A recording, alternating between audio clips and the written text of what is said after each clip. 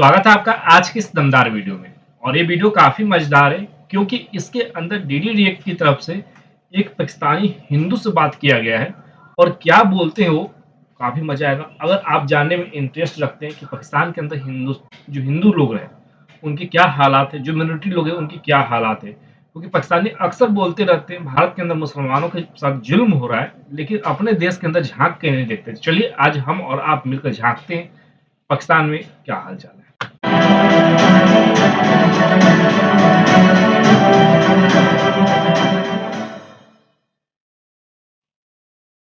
नमस्कार दोस्तों, defence detective पर आप सभी का स्वागत है। मैं हूं आलोक और भाई मेरे पास ना मैसेजेस की झड़ी लग गई। एक तो अनम के चैनल पर दिलीप भाई गए, आप देख रहे हैं स्क्रीन पे दिलीप भाई आ चुके हैं और वहां पर मैंने उस वीडियो पर फिर रिएक्ट किया तो मेरे पास मैसेजेस की भीड़ लग गई कि भाई आप दिलीप भाई को अपने चैनल पे बुलाओ। तो अच्छा ये हुआ कि मेरा कॉन्टेक्ट हो गया दिलीप भाई से और दिलीप भाई ने मुझे मेल किया कि भाई बड़ा अच्छा लगा आपने वो किया। तो मैंने कहा कि चलो लगे हाथ मौका हाथ लगाया। मैंने कहा कि भाई एक इंटरव्यू दे दीजिए आप। तो दिलीप भाई तैयार हो गए और आज हम उनसे बहुत बातें करने वाले हैं कि भाई क्या चीजें हैं वहां पर, कैसे चल रही है। बहुत बहुत स्वागत है आपका दिलीप भाई और थैंक यू शो पर आने के लिए आपका। बिल्कुल नमस्ते और बहुत बहुत आपका धन्यवाद है, आपने मेरे को बुलाया। अच्छा दिलीप भाई, मैं शुरुआत करूंगा कि आप मतलब अपने परिवार के बारे में कुछ बताइए कि क्या आप लोग पाकिस्तान के मूल निवासी हैं? मूल निवासी इन द सेंस कि आप वहीं पे रहे, देश का बंटवारा हो गया लेकिन आप थे वहीं के, रहे वहीं पर और अभी भी हैं वहां पे, या फिर कहीं से आप माइग्रेट होकर पहुंचे थे वहां? नहीं, हम लोग हमारी लास्ट 5 जनरेशन जियोग्राफिकल बाउंड्री जो आज पाकिस्तान की है तो यहाँ पर ही पैदा हुए हैं। उससे पहले हम राजस्थान के थे, राजस्थान में मेवाड़ जिले से थे। उसके बाद पांचवी जो भी जनरेशन थी, लास्ट 5th जनरेशन, वो आज जो करंट प्रेसिडेंट पाकिस्तान की जियोग्राफिकल बाउंड्री है वो यहाँ पर आके सेटल हो गए।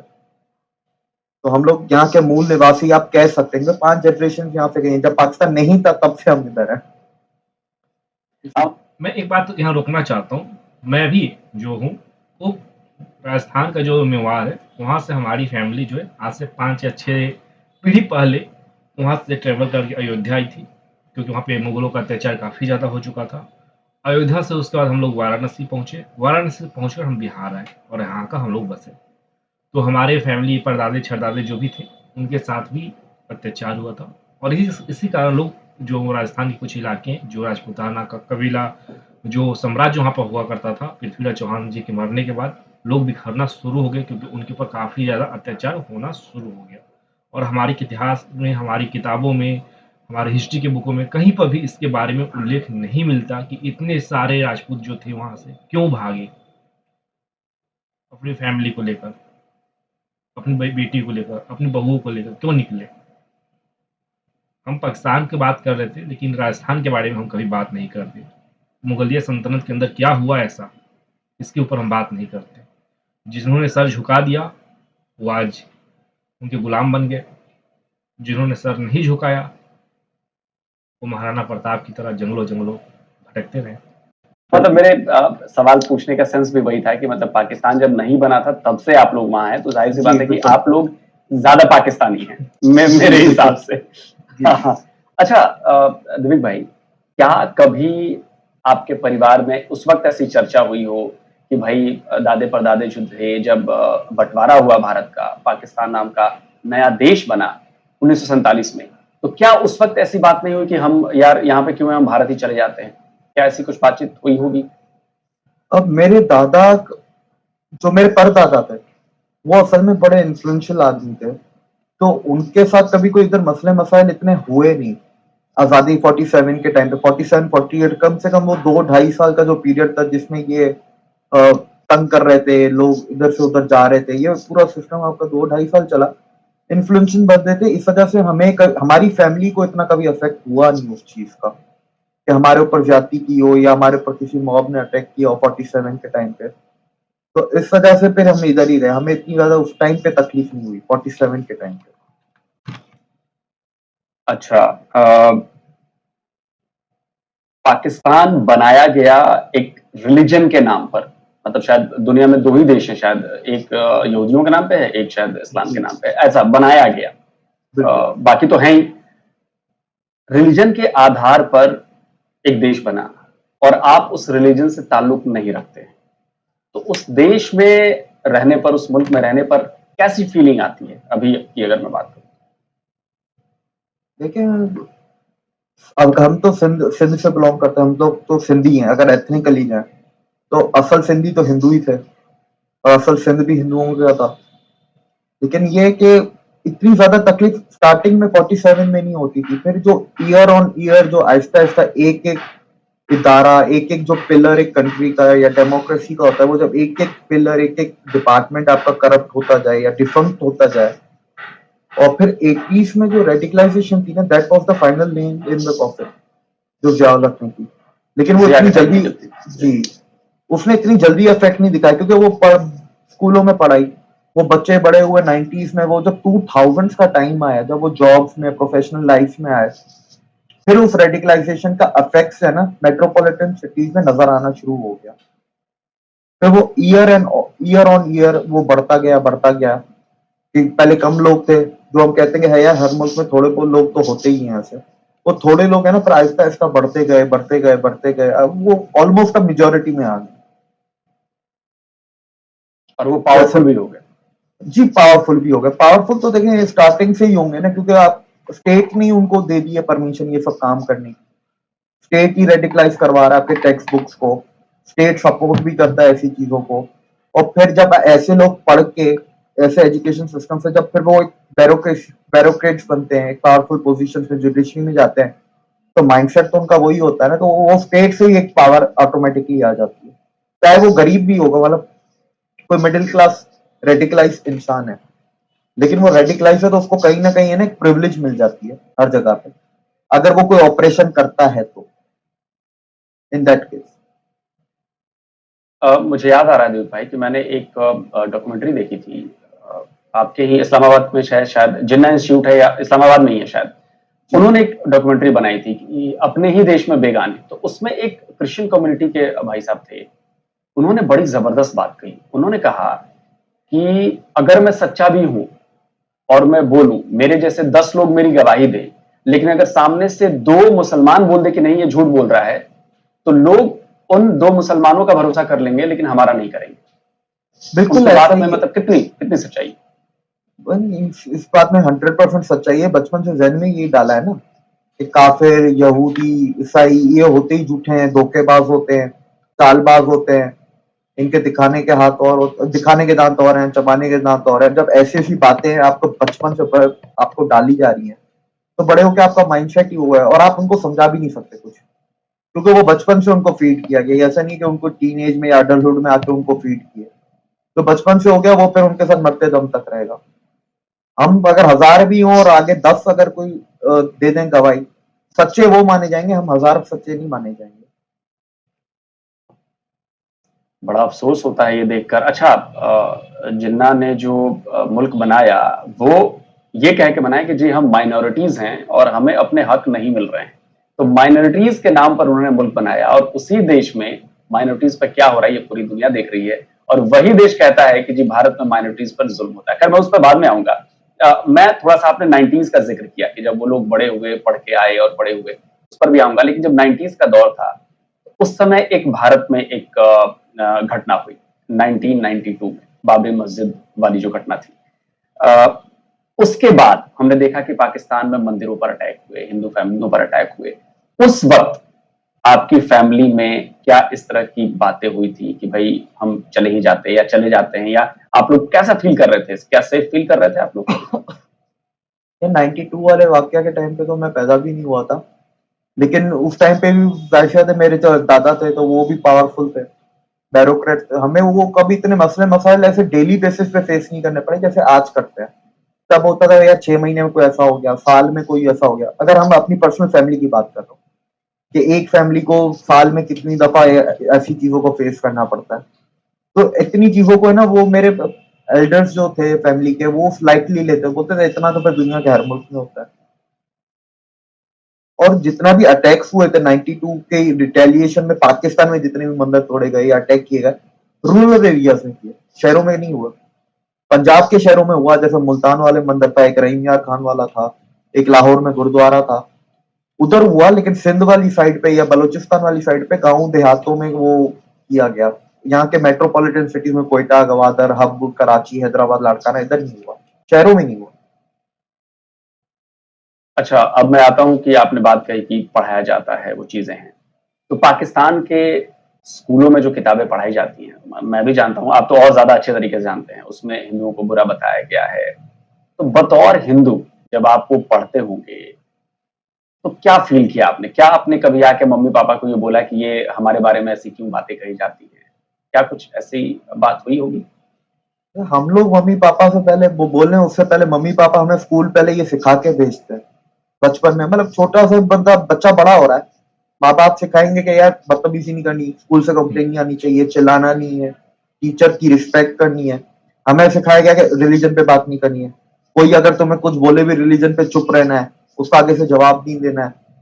तो हमें इस तरीके, हम कुछ बोलने उससे पहले तो माँ बाप ही हमें ये बोल के सिखा के भेजते थे स्कूल। तो वो कभी नौबत ही नहीं है कि हम लोग कंप्लेन करें। हाँ, बुरा फील करते थे जैसे जैसे आहिस्ता आहिस्ता बड़े होते गए, अपने रिलीजन के बारे में जब पढ़ते हैं, टीचिंग्स लेते हैं। आप सोच रहे हो, एक इंसान जिनकी धर्म जो होती है, हर इंसान कोई भी मजहब से हो, उसका धर्म यहाँ जुड़ा होता है। उसके ईश्वर को, उसके परमात्मा को जिसे पूजता है, जिसे मानता है, जिसे सब कुछ बोलता है, उसके बारे में उसे गलत पढ़ने पर मजबूर किया जाए और वो टीनेजर में हो, कितना बुरा प्रभाव पड़ेगा। उसकी दोस्त जो है, उसके साथ बैठने वाले, उसे देखने वाले, उसे घृणा की नजर से देखे, क्या असर पड़ेगा उसके मानसिक पर। कभी सोचा भी है पाकिस्तानी तुमने क्या कर रहे हो अपने देश में? तो जो फसल बोए हो, काट रहे हो आज। घर वालों से बुक्स पढ़ते हैं हमारी रिलीजियस, तो फिर आहिस्ता आहिस्ता फिर समझ आने लगती है कि बुरा भी लगता है, एक इंफ्योरिटी वाला कॉम्प्लेक्स भी आता है। और फिर आपके साथ एक तो ये चीजें तो हो रही हैं, फिर आपके साथ सोसाइटी पे भी डेली कुछ ना कुछ हो रहा है, या न्यूज भी आप पढ़ रहे हैं। अगर मेरे साथ नहीं भी हो रहा, मैं डेली अगर न्यूज पढ़ रहा हूँ कि भाई उसके साथ ये हो गया, वो हिंदू था, इस वजह से हो गया, तो वो चीजें फिर अफेक्ट करती हैं आहिस्ता आहिस्ता माइंड सेट पे, इमोशनली आपको हिट करती हैं वो चीजें। अच्छा, जब आप बड़े हुए, समझदार हुए, या उससे पहले अ, कभी कुछ ऐसा हुआ कि आपके साथ जो क्लास में पढ़ रहे हैं, जो लोग आपके साथ हैं, कभी उन्होंने हिंदू होने की वजह से आपको कुछ कहा हो, बोला हो? क्योंकि किताबों में तो वो भी पढ़ रहे हैं। तो क्या कभी आपका मजाक बनाया गया हो, या कभी कुछ आपको डराया धमकाया गया हो? कुछ ऐसे भी वाकयात हुए होंगे? नहीं, मेरे ऊपर पर्सनली एक ही दफा हिट किया था स्कूल में, कि वो क्लास में होते हैं ना, दो बच्चों के ग्रुप होते हैं, तो एक ग्रुप को वो लड़ाई होती थी, तो वो उसने फिर मेरे ऊपर ये इल्जाम लगा दिया और टीचर को जाके कंप्लेन, वो ये बोल रहा है मक्का के बारे में। तो टीचर को पता था कि हमारे झगड़े होते, क्योंकि उससे पहले भी हम बहुत दफा प्रिंसिपल के ऑफिस में हमारी पेशियां लग चुकी, तो टीचर को पता था कि वो झूठ बोल रहा है, तो वो मामला ठंडा हो गया। लेकिन ये मजाक इस तरीके से इनडायरेक्टली हंसी मजाक बहुत उड़ाते हैं, जो कि हम नहीं उड़ा सकते। हम रिटेलिएट करेंगे तो हमारा ब्लैकमेल नहीं लगेगा। नहीं तो जैसे रक्षाबंधन आती थी, राखी पहन के जाते थे, तो 2-3 दिन तो बंदा पहनता ही है। इंडिया में तो लोग और भी ज्यादा पहनते, महीना महीना भी पहनते हैं। बिल्कुल, इनफैक्ट मैं तो जब तक वो धागा रहता है तब तक रहता है, जब हट जाता है तो हटा देते हैं, तो कई कई महीने पहन लेता हूँ। ऐसा ही है। तो हम जाते थे, बोलते थे ये क्या हथकड़ी पहनी हुई है, अब कुछ नहीं बोल सकते। अरे वो बंदर वाले भगवान का क्या नाम है, हनुमान का, अब हम कुछ नहीं, हम आगे से हमारा जवाब है हनुमान, हम कुछ बोल नहीं सकते उसके आगे। अगर हम मजाक कर ले तो ब्लेसफेमी हो जाती है, वो मजाक करें तो वो मजाक है। अच्छा,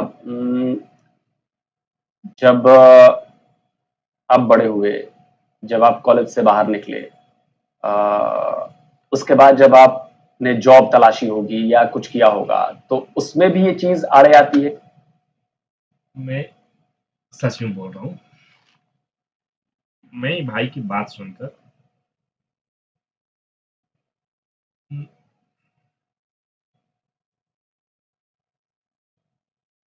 कि आप मुस्लिम नहीं हैं, आप नॉन मुस्लिम हैं, आप हिंदू हैं। जॉब के लिए तो मैंने कभी अप्लाई नहीं किया, मैंने तो स्टार्टिंग से बिजनेस किया। मैं पढ़ाई के दौरान ही मैंने अपना बिजनेस शुरू कर दिया था, कॉलेज टाइम से। तो बिजनेस में काफी जगहों पे अटकलें आई हैं, डीलिंग में आती हैं। इतना गवर्नमेंट ऑफिस में मुझे इतना वो नहीं सहना पड़ा, या इंसल्टिंग हो, या आपका काम डिले कर दिया हो, तंग कर रहे हो।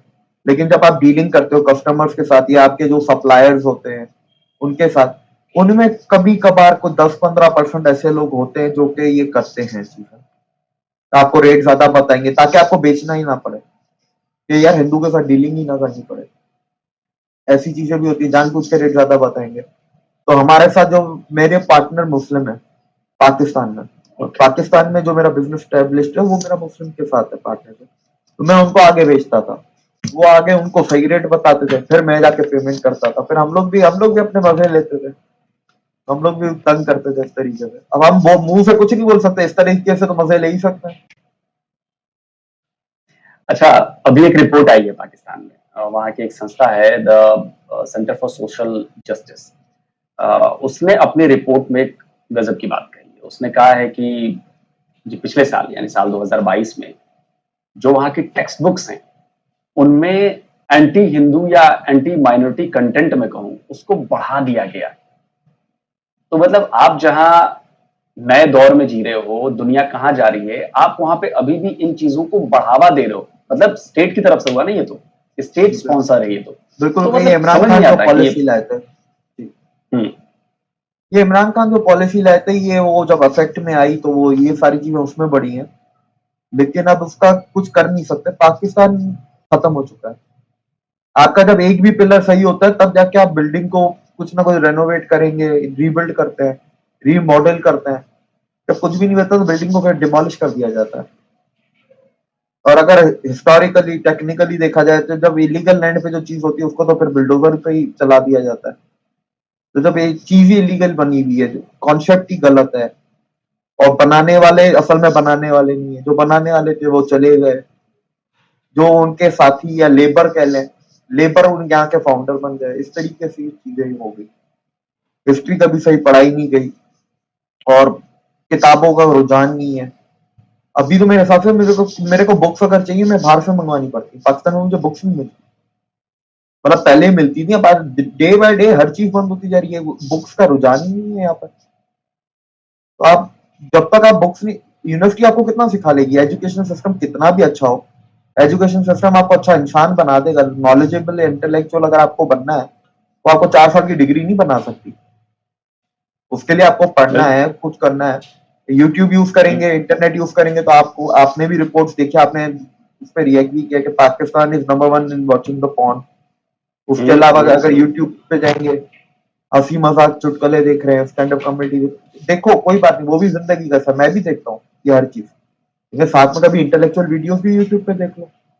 जो बड़े बड़े लोग दुनिया हर मुल्क के बैठे हैं, ये नहीं कि इंडिया के देखो, पाकिस्तान के, हर किसी का देखो आप, हर किसी का परसेप्शन अलग होता है। मतलब इनफैक्ट मैं यूट्यूब का इतना बड़ा शुक्रगुजार हूँ। मैं जिनकी किताबें कम से कम बहुत नहीं मिलती है, जैसे कार्ल सागन थे, बहुत बड़े साइंटिस्ट राइटर, मतलब आप जो उनको कह लो, तो उनकी ना मुझे बातें सुननी थी। अब सुन तो सकता नहीं था, तो किताबें जो मिली यहाँ पे उसको पढ़ा मैंने, लाइब्रेरी में ढूंढता था, मिल जाती थी। यूट्यूब आने से क्या हुआ कि उनके वीडियोस आए, जो उनके लेक्चर्स थे, जो वो चीजों को बता रहे हैं, मुझे सुन के उससे इतनी ज्यादा नॉलेज मिली, साइंस के बारे में, इंडिया के बारे में, हिंदुइज्म के बारे में, या दूसरी चीजों पर जहां भी उन्होंने बात की है। तो मैंने देखा कि यार अगर यूट्यूब से आप चाहें तो आप बहुत कुछ कर सकते हैं, बहुत कुछ पा सकते हैं, बहुत कुछ गेन कर सकते हैं। लेकिन वही है कि भाई आपके हाथ में तलवार है, आप चाहे तो उससे किसी का गला काट दो या उससे कुछ अच्छा काम कर लो, बिल्कुल मतलब ऐसा आपकी मर्जी है, आपकी मर्जी है। अच्छा दिलीप भाई, हम लगातार देखते हैं, मेरे पास ये लगातार खबरें आती हैं, रोज आ रही है खबर, ज्यादातर सिंध से आती है कि जी हिंदू बच्चियों को, नाबालिग बच्चियां हैं, उनकी किडनैपिंग हो गई, उनकी जबरदस्ती उनको मुसलमान बना दिया गया, उनकी शादियां कर दी गई, बड़े बड़े लोगों से शादियां कर दी गई। मियां मिट्ठू का नाम आपने भी सुना होगा, हमारे यहाँ बड़ा चर्चित नाम है भाई, बहुत हमने सुना है। तो ये लोग प्लान करके ये काम करते हैं, क्या वहां की पुलिस, वहां का कानून, वहां का प्रशासन, वहां की अदालतें क्या कुछ नहीं कर पा रही इनको रोकने के लिए, या सब की सब खत्म हो चुकी है? देखें, यहाँ पर जब आपके कॉन्स्टिट्यूशन में चीज है तो मुस्लिम वापस कन्वर्ट, जो एक बार मुस्लिम में कन्वर्ट हो गया, आप इस्लाम नहीं छोड़ सकते। जब आप कोर्ट में जा रहे हैं, डरा धमका के, लड़की को भी धमकाया हुआ है, उसकी फैमिली को भी धमकाया हुआ है कि कोर्ट में तुमने ऐसा नहीं बोला, नहीं तो जो उधर ही हम तुम्हें भी मारेंगे, तुम्हारी फैमिली को भी मार देंगे, तुम्हें बोलना है कि तुमने अपनी मर्जी से कबूल किया। तो वो फिर लड़की उधर बोलती है हाँ मैंने अपनी मर्जी से कबूल किया, तो वो वापस कैसे आएगी? और इसमें दो चीजें, एक होते हैं जो आइसोलेशन वाली चीजें होती हैं कि भाई किसी ने बदले में कर लिया, किसी का दिमाग, कोई रेडिकलाइज माइंड है, उसने एक हाथ हादसा कर लिया, दूसरा है ऑर्गेनाइज्ड सिस्टम है मियाँ मिट्ठू जैसे। अब आप इनका मियाँ मिट्ठू जिस विलेज में जिस गांव में रहते हैं, वो लाड़काना सक्खर के बीच में एक गांव आता है, मुझे उसका नाम एग्जैक्टली अभी याद नहीं। उस गांव में पुलिस नहीं जा सकती, ना लाड़काना की पुलिस जा अच्छा। सकती है ना सरखर की पुलिस जा सकती है। और उसके खुद के जो गार्ड्स हैं वो रेंजर के गार्ड्स हैं, तो आप क्या कर सकते हैं, आप स्टेट सपोर्ट। ऑनलाइन तस्वीरें अगर लोग बोलते हैं नहीं तुम झूठ बोल रहे हो, तुम मियाँ मिट्ठू डालो, इमरान खान के साथ तस्वीर मियाँ मिट्ठू की आ रही है, और बिल्कुल, मियाँ हाँ, मिट्ठू मैंने जहाँ देखी है, जाता है तो मैंने उसके साथ देखी जो है। गार्ड्स होते हैं, कभी प्राइवेट सिक्योरिटी के ऐसे गार्ड्स होते हैं, ऐसी बॉडी और जो गन वो कैरी करते हैं, जैकेट जो पहनते हैं। हम्म, हम्म, हम्म, हम्म, हम्म। तो क्या पाकिस्तान का हर इदारा, हर संस्था, उन सबका इस्लामाइजेशन हो चुका है? हर एक चीज का हो चुका है, हर एक चीज का। इधर चैरिटी को भी फिर रिकलाइज कर दिया। जब कोविड हुआ था तो कराची में एक बहुत बड़ा इंडस्ट्रियल एरिया, कराची का कोरंगी इंडस्ट्रियल एरिया, तो वहां पर एक बहुत बड़ी फैक्ट्री वाले थे। उन्होंने फिर चैरिटी की कि भाई जो भी आएगा उसको महीने का राशन हम देंगे, हर हर इंडिविजुअल को। तो शिया को नहीं देंगे, हिंदू को नहीं देंगे, क्रिश्चियंस को नहीं देंगे। तो अब मैं मतलब ये नहीं वो कहता कि सारे, पाकिस्तान के लोग नहीं है? भाई उनके हिसाब से ये लायक नहीं है कि इनको चैरिटी भी दी जाए। अब मैं ये नहीं कह रहा कि सारे ऐसे हैं, क्योंकि बहुत लोगों ने कोविड में चैरिटी की। ऐसा नहीं है कि हर कोई ऐसा करता है, पर ये ना आहिस्ता आहिस्ता इसकी संख्या बढ़ती जा रही है कि आज अगर 10% ऐसा कर रहे हैं, कल 20 कर रहे हैं, फिर 30 कर रहे हैं। आहिस्ता आहिस्ता जब 100% कर लेंगे, फिर ये अपने आप को मांगना शुरू कर देंगे, जो कि अभी भी कर ही रहे हैं। मतलब मैंने देखा है, चलिए हिंदू, क्रिश्चियन, सिख इनको तो छोड़ दो, जो मुसलमान के वहां पे अलग अलग सेक्ट हैं, शिया और सुन्नी का जो बहुत बड़ा वहां पे झगड़ा है। एक रिपोर्ट आई थी, उसमें मैंने पढ़ा कि पिछले 8 साल में करीब 4000 से ज्यादा शियाओं को मार दिया गया, और आए दिन शिया मस्जिद में ब्लास्ट होते रहता है। जिस डॉक्यूमेंट्री का मैंने जिक्र किया, जिन्ना इंस्टीट्यूट वाले का, उसमें एक शिया मोहतरमा थी, उनका भी इंटरव्यू लगा हुआ था, और उनके हस्बैंड को मार दिया गया। उनके हस्बैंड एक फैक्ट्री चलाते थे, और इसलिए मारा गया बकौल उनके, मतलब मैं नहीं कह रहा, बकौल उनके, कि वो शिया थे, और सुन्नियों की तरफ से कहा जाता है कि शियाओं को मारो तो जी जन्नत में आपको जगह मिलेगी। इस वजह से उनका कत्ल कर दिया गया। ये तो देखे ना, ये सबसे बड़ा मसला है। इधर हर चीज अब अरबी में आप पढ़ाएंगे, कहाँ से होगा। ये वही बात है ना, अगर मैं गीता, महाभारत हिंदी और संस्कृत में पढ़ूं, जो मुझे आती ही नहीं है, मैं पाकिस्तान में, मुझे सिंधी, उर्दू, इंग्लिश आती है, तो मैंने जब पढ़ी तो मैंने इंग्लिश में ही पढ़ी। अब मैं हिंदी संस्कृत में पढ़ता तो मेरा भी हाल ऐसा ही होता जैसा इनका अरबी में पढ़ के। एक तो सबसे बड़ा मसला ये है। दूसरा जो आपने एक लास्ट आपने बात की ना कि क्या हर इंस्टीट्यूट ऑर्गेनाइजेशन रेडिकलाइज हो गया है। मैं माफी चाहता हूँ और किसी की धार्मिक आस्था को ठेस पहुंची मेरी बातों से। जैसे गीता लिखा गया संस्कृत में, उर्दू में हुआ, हिंदी में हुआ, इंग्लिश में हुआ। जो संस्कृत में मतलब लिखी गई थी, ट्रांसलेशन करके हिंदी में भी उसका वही मतलब निकलता है ना, हम समझ लेते हैं आज के जमाने में। कुछ लोग देश के बाहर पढ़ते हैं तो अंग्रेजी में पढ़ सकते हैं, कुछ फ्रेंच में पढ़ सकते हैं, कुछ जर्मन में पढ़ सकते हैं। लेकिन मैं माफी चाहते हुए बोल रहा हूँ, क्या कुरान केवल अरबी में पढ़ाने वाली वो है? कुरान में इंटरनेट पर मैं देखा, हिंदी में भी उपलब्ध है, उर्दू में भी है, इंग्लिश में भी है। तो फिर क्यों उर्दू में पढ़ाना? जो हमारी रीजनल लैंग्वेज है, जो हमारी लोकल है, जो हमारी मदर टंग है, आप उसमें पढ़ाइए ना, ताकि जो मेन मकसद है ईश्वर का, जो अल्लाह चाहते हैं कि हमारे बंदे को ये ज्ञान प्राप्त हो, तरक्की की ज्ञान प्राप्त हो, जो मेन मकसद है, किसी दूसरे से समझने की जरूरत ना पड़े कि इसका मतलब क्या हुआ, वो बंदा खुद से पढ़ कर समझ ले। अगर ये ट्रांसफर कर दिया जाए तो इतना ज्यादा जो चीजें हो रही है वो शायद नहीं होगा पाकिस्तान के अंदर। देखें, ऑर्गेनाइज्ड जेनोसाइड है ना पाकिस्तान में, वो चल रहा है। आप हमेशा लड़की 18 से छोटी क्यों होती है, 18 से बड़ी क्यों नहीं होती? हर बार लड़की ही शादी क्यों कर रही है, इस्लाम कबूल क्यों कर रही है? कोई हिंदू लड़का क्यों नहीं कर रहा मुस्लिम लड़की के साथ? तो जेनोसाइड हुआ ना कि आप, और फिर उसमें पूरा स्टेट सपोर्ट है तो ऑर्गेनाइज हो गया। लड़कियां नहीं रहेंगी, शादियां नहीं होंगी, शादी नहीं होंगे, हिंदू पैदा ही नहीं होंगे, आहिस्ता आहिस्ता अपने आप खत्म हो जाएंगे। तो हमारे काफी एनजीओ के साथ अभी ये केस में बातचीत चल रही है, हम ये आईसीजे में या आईसीसी में ये केस लेके जाएं। तो अभी उसके लिए हम आगे वर्किंग कर रहे हैं, ये बहुत लंबा प्रोसीजर है, इंटरनेशनल लेवल पे लेके जाना, इसके लिए फिर हम तैयारियां कर रहे हैं। कोशिश हमारी ये जारी है। बहुत जरूरी है, क्योंकि ये जो बात आपने कही है ना, ये मैं अभी पिछले एक आध महीने पहले एक दो वीडियो में ये बात कह चुका हूँ, क्योंकि मेरे दिमाग में ये बात आई, यार हर बार हमें ये खबर क्यों मिलती है कि नाबालिग लड़की ही कन्वर्ट हुई, नाबालिग लड़की ही उसको उठाया गया, लड़के क्यों नहीं कन्वर्ट हो रहे, यार लड़कों की किडनैपिंग क्यों नहीं हो रही है, जबरन मुसलमान क्यों नहीं बनाया जा रहा। तब मुझे ये रियलाइज हुआ कि अरे यार ये तो लाइन इधर है, जो मेन मिशन है वो तो ये है, भाई लड़कियां जब होंगी ही नहीं, सारी मुसलमान हो जाएंगी, तो हिंदुओं की आबादी वैसे ही कम होने लगेगी और वैसे ही वो खत्म हो जाएंगी। बिल्कुल सही बात कही आपने। अच्छा, एक सवाल और मैं आपसे पूछ रहा हूँ, थोड़ा सा फ्यूचरिस्टिक सवाल है कि जिस तरह की कट्टरता आपने बताई, रेडिकलाइजेशन, हर एक ऑर्गेनाइजेशन, उसे देखते हुए क्या आपको लगता है कि पाकिस्तान की जो माइनॉरिटीज हैं या खासकर जो हिंदू समुदाय है, उनका फ्यूचर क्या है? माइनॉरिटीज का फ्यूचर जो रह जाएंगे वो मर जाएंगे, और जो बाकी निकल जाएंगे, और हम लोग इसी चीज में लगे हुए हैं, क्योंकि अब हालात ऐसे हो गए हैं। आप देखें ना, 6 साल में 88 माइनस 44 करें जो है, इतने लोग निकल चुके हैं माइनॉरिटी के, उसमें क्रिश्चियन भी हैं, सिख भी हैं।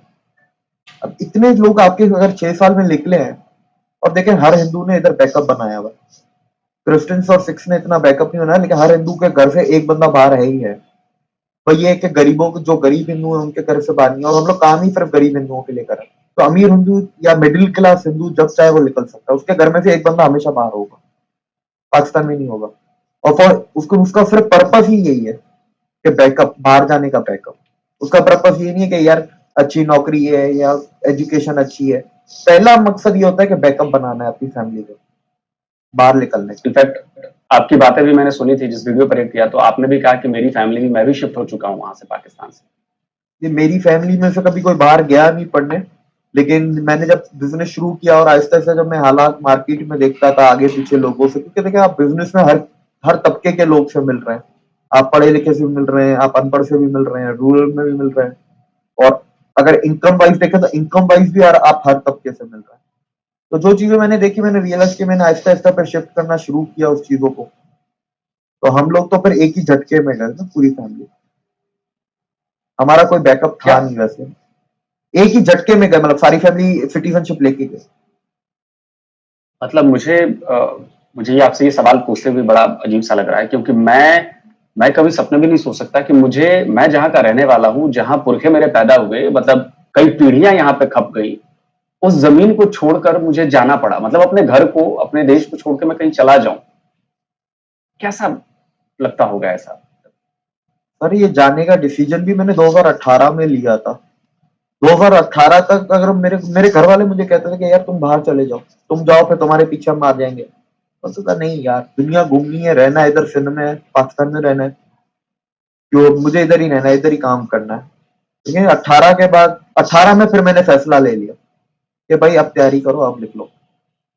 तो ये जब इमरान खान आया, और इमरान खान की पहली जो हरकत थी, जो उसने पहले ही दिन ही की, मियां आतिफ जो थे इकोनॉमिस्ट इनके पैनल में, उनको इन्होंने दबाव में आके निकाल दिया, जो अहमदिया थे। तो बस वो चीज थी, और मैंने उससे अंदाजा लगा लिया ये इंसान, ये खुद तो जिएगा नहीं, हमें भी नहीं जीने देगा मुल्क को। और आज वो हकीकत है, ये किसी को नहीं जीने देगा इंसान। हाँ, वो भी तो रिलीजन का कार्ड खेल ही रहे हैं। अच्छा, बहुत टाइम ले लिया मैंने आपको, अब मैं एक थोड़ा सेगमेंट लूंगा आपसे, रैपिड फायर क्वेश्चन है। इसमें आपको जवाब हाँ या ना में देना है, या फिर भारत या पाकिस्तान में देना है। कुल 10 सवाल हैं, बहुत जल्दी जल्दी पूछूंगा, वैसे ही आप मुझे जवाब दे दीजिए। तो पहला सवाल है, क्या आपको as a Pakistani proud feel होता है? नहीं। जब आप किसी दूसरे देश में होते हैं तो क्या अपनी पहचान पाकिस्तानी बताने में आप कंफर्टेबल फील करते हैं? मैं सिंधी बोलता हूँ। माइनॉरिटीज को राइट्स कहां पर बराबरी के मिलते हैं, भारत या पाकिस्तान? इंडिया में हद से ज्यादा मिलता है, मेजोरिटी से ज्यादा माइनॉरिटी को मिलता है। क्या आपको लगता है कि भारत में माइनॉरिटीज के साथ पाकिस्तान से भी बुरा सलूक किया जाता है? बिल्कुल भी नहीं। क्या आप पाकिस्तानी होते हुए भी पाकिस्तान के पीएम, प्रेसिडेंट, चीफ मिनिस्टर या फिर सेना के तीनों ब्रांचेस में से किसी के चीफ बन सकते हैं? नहीं। नहीं। क्या आप अपने आप को पाकिस्तान में सेफ एंड साउंड फील करते हैं? नहीं। Not any more. क्या आप पाकिस्तान में बिना डरे अपने धार्मिक रीति रिवाजों या त्योहारों का पालन कर सकते हैं? नहीं। इट डिपेंड्स कि मैं कितना अमीर हूँ और किस एरिया में रहता हूँ। क्या हिंदू कम्युनिटी को पाकिस्तान में आसानी से सरकारी या प्राइवेट नौकरियां मिल जाती हैं? नहीं। सरकारी मुश्किल से मिलती है, प्राइवेट मिल जाती है, फिर भी कंपैरेटिवली। क्या पाकिस्तान की पुलिस हिंदू और मुसलमान को एक ही नजर से देखती है? नहीं। डिपेंड करता है कि केस कौन सा है, जुर्म कौन सा हुआ। अच्छा, आखिरी सवाल, अगर आपको मौका मिले भारत में शिफ्ट होने का, तो क्या आप पाकिस्तान छोड़कर भारत में शिफ्ट हो जाएंगे? मेरी अल्टीमेट डेस्टिनेशन इंडिया ही है। आखिरी आपने जो जवाब दिए हैं उससे मुझे नहीं, मुझे लगता है कि सारे दर्शकों को, सारी हमारी कम्युनिटी को ये बात अच्छी तरह से समझ में आ गई होगी पाकिस्तान में चल क्या रहा है। क्योंकि किसी के लिए भी, मुझे नहीं लगता कि किसी भी कम्युनिटी के लिए, मैं यहाँ से अगर किसी मुसलमान के बारे में भी कहूँ कि तुम्हें यहाँ से छोड़कर निकल ही जाना है, तो उसको भी बड़ा दुख होगा कि यार अपनी जमीन, अपना देश, अपनी मिट्टी, उसको छोड़कर मैं कहाँ जाऊं, क्योंकि बाकी दुनिया तो बेगानी है ना फिर हमारे लिए। तो वैसे ही सबके लिए जिस तरह से आपने जवाब दिए, जिस तरह से आपने चीजों को रखा, और बहुत मुझे क्लियरिटी दिखी, बहुत क्लियर है जो आपने दिखाया, जो बताया, और जो हम सुनते आ रहे हैं, पढ़ते आ रहे हैं, देखते आ रहे हैं कि वहां पर क्या हो रहा है। मुझे याद है कि अभी आपने बात कही कि एक बार जब आप कन्वर्ट हो गए तो वापस नहीं जा सकते। अभी मैं किसी की क्लिप देख रहा था, ट्विटर पे किसी ने मेरे साथ शेयर किया, तो उसमें एक मौलाना पाकिस्तानी टीवी चैनल पर बता रहा था कि अगर किसी ने कन्वर्ट हो गया, उसने मुसलमान अपने फ्री विल से बन गया वो, और अगर वो चाहता है कि वापस चला जाए, तो उसका कत्ल जायज है, आप उसको मार दो, किल कर दो, ऐसा किसी हदीस में लिखा है, वो हवाला दे रहा था। देखिए, फ्री विल को आप कैसे प्रूव करेंगे? आप ये तो प्रूव कर देंगे कि वो इस्लामिक है या इस्लाम मुस्लिम है। फ्री विल को आप कैसे प्रूव करेंगे कोर्ट में? कोर्ट चलती है टेक्निकल एविडेंस पे। ये तो सर्कमस्टेंशियल एविडेंस हो गया ना कि नहीं, ये इसकी फ्री विल थी नहीं थी। कोर्ट के सामने सब बराबर है। और वो आप नाप नहीं सकते कि फ्री विल थी कि नहीं थी, कोई पैमाना नहीं है इसका। बिल्कुल सही बात है। दिलीप भाई, बहुत अच्छा लगा आपसे बात करके, और बहुत ही जबरदस्त बातचीत हुई, और बहुत जबरदस्त हमें तस्वीर सामने देखने को मिली कि पाकिस्तान और वहाँ के माइनॉरिटीज। तो वीडियो लगभग लगभग खत्म है। वीडियो के अंदर आपने देखा दिलीप भाई ने काफी अच्छे तरीके से हर सवालों का जवाब दिया, और मैं इस वक्त बस यही प्रार्थना करना चाहूंगा कि जल्द से जल्द अपनी आखिरी जो उनका लक्ष्य है भारत आए, और यहाँ की सरकार उसे सिटीजनशिप दे, और एक अच्छी जिंदगी उनकी फैमिली वो गुजारे जिनके वो हकदार है। आज की डेट में किसी को भी धर्म के आधार पर बांटा नहीं जाना चाहिए, हमारा यही राय है। आपका क्या राय है कमेंट में जरूर बताइए। जय हिंद।